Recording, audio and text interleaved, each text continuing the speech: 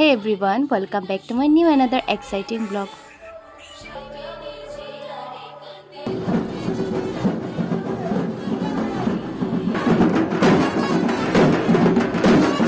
তো এই ভিডিওটা হইলো আমরা বাড়ির মনসা পূজার সঞ্জমের দিনে। ওই দিন আমরা সবাই খুব বিজি আসলাম। আর তোমরা তো জানো যে পূজার আগের দিন কতটুকু কাজ থাকে। আর আমি সারাদিন একটুকু টাইম পেয়েছিলাম না ভিডিও শ্যুট করার।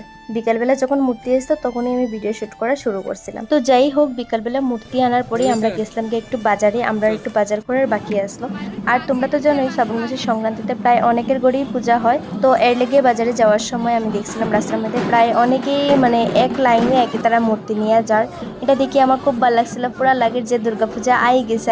তো আমরা বাজারটা যে শেষ করিয়ে আমরা বাড়ি যাওয়ার সময় দেখছিলাম যে একটা বড় মূর্তি নিয়ে যার তারা করে। আর এর লাগিয়ে রাস্তার মধ্যে একটা জাম লাগছে।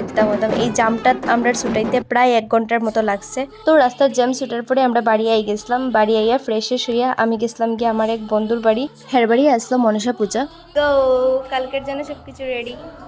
তোমরা সবাই আসবে। তোমরা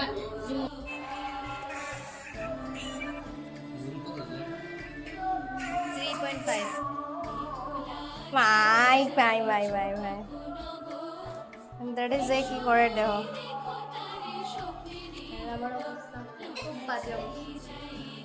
তো আমার পূজা বাড়ির থেকে আইতে প্রায় অনেকটা রাত্রই হয়ে গেছিল।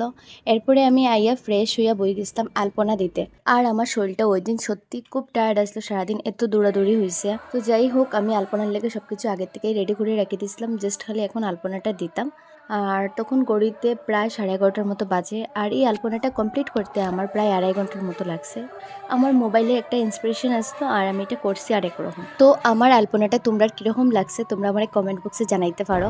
তো আমি আলপনা শেষ করিয়া ঘুমাই গেছিলাম। আর পরের দিন আবার ঘুম থেকে উঠে গেছিলাম খুব তাড়াতাড়ি। আর এত তাড়াতাড়ি উঠিয়ে আমি কই গেছিলাম তোমরা দেখতে পারবে আমার নেক্সট ব্লগে।